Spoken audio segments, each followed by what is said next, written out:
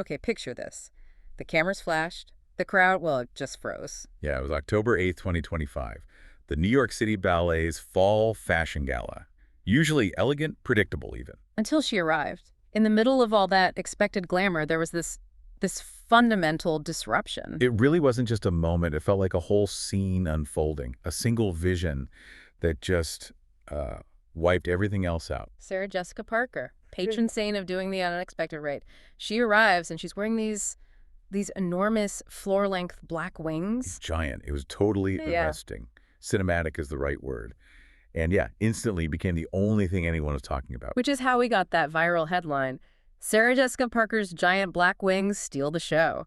So welcome to Starscope Report. Join us, Jordan and Jamie, as we uncover Hollywood drama, music industry shakeups, and yeah, those viral influencer moments too. From red carpet surprises like this one to social media controversies, we dive deep into the stories behind the fame. And today, our mission is to take all the chatter, all the sources around this SJP moment, and really figure out what was going on, artistically, curatorially, even technologically. Because, as you'll see, this was way more than just a stunning dress. It feels like it was a deliberate statement, right? Absolutely. A statement about supporting the arts, maybe even a bit political, and definitely the result of a career built on really fearless, smart fashion choices. Okay, let's get into it. Let's unpack this winged moment. So, segment one, let's look at the thing itself, the anatomy of this angel, or maybe something else. Right. So we're at Lincoln Center. SJP, she's 60 at this point, holding hands with Matthew Broderick, who's 63. And the descriptions say Broderick, in his classic tux, was providing this sort of reassuring stability. Yeah, like the calm anchor. Yeah. Because Parker herself was, well, she looked transformed, like a different being entirely. And the creation itself, an Iris van Herpen. Yes, from the fall 2025 Couture collection, which was called Sympoiesis. And it wasn't just fabric. It was truly three-dimensional, like a sculpture she was wearing. The detail sounds incredible. The core of it was black and white, but the black parts, it wasn't solid. No, not at all. It was this super intricate open weave lattice. Yeah. Some sources describe it as looking like an exoskeleton or maybe like deep-sea coral. Really organic but structured. Set against a nude or maybe a white layer underneath. Exactly. And, you know, Van Herpen is famous for pushing boundaries, mixing tech with traditional craft. Which brings us to the wings, the defining feature. Huge, shoulder to floor. How did they even achieve that shape and size without it being impossibly heavy? Well, that's where the tech comes in. It wasn't just padding. Think advanced materials. Like what? Sources mention these specialized, super lightweight Japanese air fabrics, almost weightless, and also translucent carbon fiber structures woven right into that lattice design. Carbon fiber, like aerospace stuff. Yeah, exactly. It gives you incredible scale and shape, rigidity even, but it weighs almost nothing. So the whole thing becomes this kinetic sculpture that moves with her, not against her. Wow. And that movement, that kinetic quality, it really plays into the whole meaning, doesn't it? This kind of duality. Totally. On one hand, she looks angelic, right? That classic heavenly archetype. But then you look closer. And that lattice, the way the wings sort of undulate, it feels very aquatic, like the fins of some deep-sea creature or the jellyfish maybe. That contrast is fascinating. Sacred and submarine all at once. And that's pure Van Herpen. She consistently finds that alien quality within the natural world. It's her signature. The look itself was just breathtaking. But here's where it gets, for me, really interesting. SJP wasn't just wearing a beautiful dress. No, she was wearing a whole philosophy, an entire political and environmental statement, really. She was like an ambassador for that Sympoiesis collection. Okay, hold that thought. If you're loving digging into these deeper contexts and the Hollywood stories they unlock, make sure you hit subscribe. We've got way more coming your way. Including how SJP's whole fashion history kind of perfectly set the stage for this epic wing moment. Don't miss it. All right, let's talk about the why. How does a dress become, as you said, a curatorial act? We need to talk about the designer, Iris van Herpen. Yeah, she's widely seen as one of fashion's most, maybe the most forward-thinking designers out there. She actually cut her teeth working with Alexander McQueen. Ah, that makes sense. You can see some of that boundary-pushing DNA. Definitely, and she was a real pioneer in using 3D printing in couture. She's always blending fashion, nature, art, science.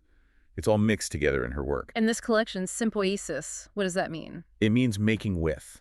It's a concept from biology and philosophy, basically about how things come into being through collaboration and interaction, not in isolation. Okay. So for Van Herpen, the collection was her response to the ecological crisis. She used the ocean as this big metaphor, and she was drawing on James Lovelock's Gaia hypothesis. The idea that the Earth itself is like a single, self-regulating organism. Exactly. And she didn't just talk the talk. She used innovative materials to back it up. Like what? I read something about lab-grown fibers.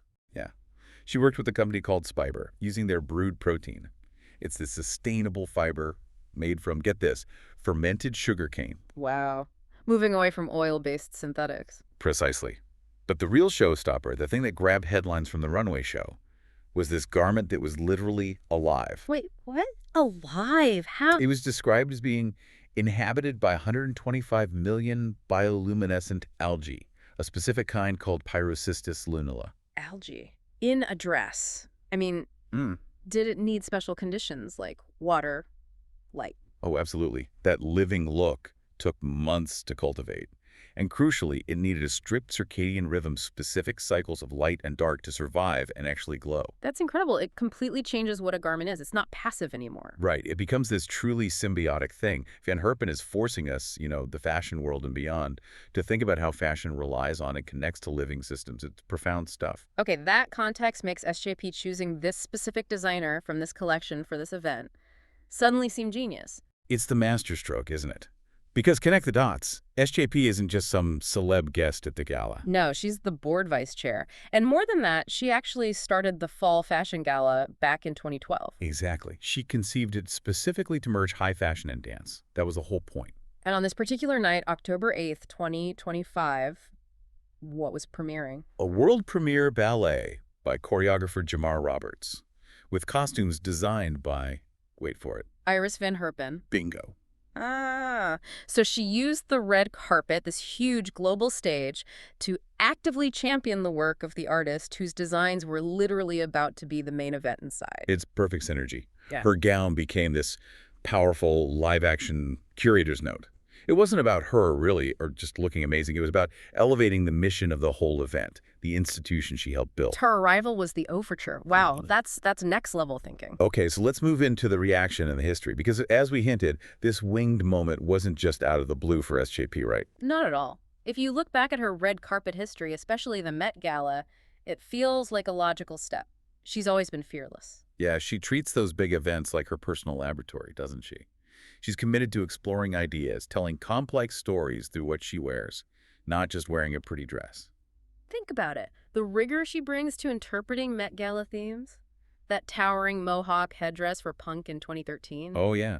Or the massive flame headpiece for the China theme in 2015. Yeah. She doesn't just nod to the theme. She really researches it, interprets it with serious intellectual effort. And she also uses fashion as homage, really powerfully. Absolutely, like walking with Alexander McQueen himself back in 2006. Or that beautiful Oscar de la Renta tribute dress in 2014 with his signature embroidered right on the train. And more recently, that incredibly moving gown in 2022 that honored Elizabeth Hobbs Tuckley. Right, a 19th century black designer, a former slave who became Mary Todd Lincoln's dressmaker. SJP used her platform to tell that hidden story. So this history, it kind of gives her the credibility, the right, to attempt something as audacious as these wings. It totally validates it. She's earned that space for grand gestures because they usually mean something.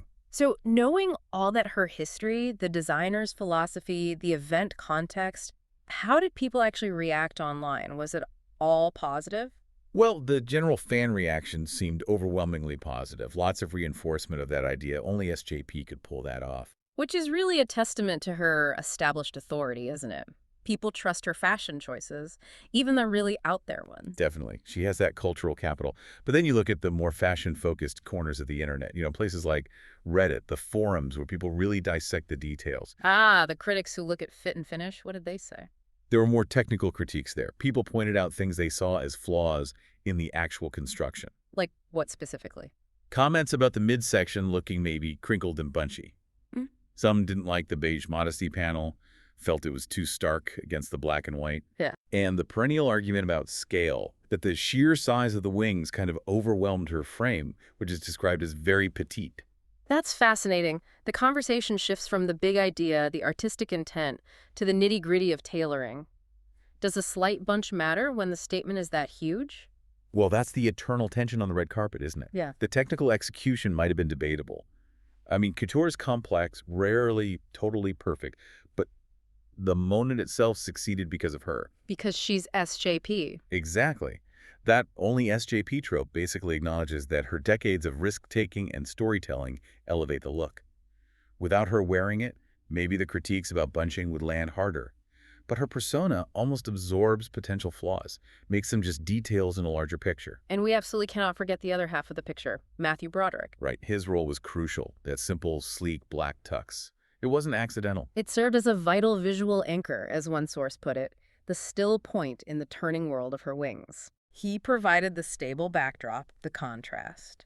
His classic simplicity grounded the whole image, which paradoxically allowed her departure from reality to feel even more dramatic and extraordinary. Yeah, it turns their arrival from just two people into this cohesive visual statement, a diptych almost, about partnership and letting the art shine. Well put. So let's wrap this up. What's the ultimate takeaway for you, the listener?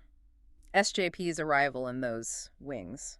It wasn't just a fashion win. No, it was this really intelligent act of cultural expression. It cemented her status not just as a style icon, but as a true patron of the arts, a sartorial intellectual even. She literally embodied the art she was there to support, a symbiotic fusion, as the sources called it, of art, performance, and intent. She became a living extension of the ballet program. Absolutely. And that whole discussion we touched on about whether her persona kind of overrides any minor technical quibbles with the dress. Yeah. It leaves us with a really interesting question to think about, maybe for future red carpets. What's that? Is a celebrity's established cultural capital, their history, their persona, is that now just as vital to whether a big couture look succeeds as the actual thread and fabric used to make it?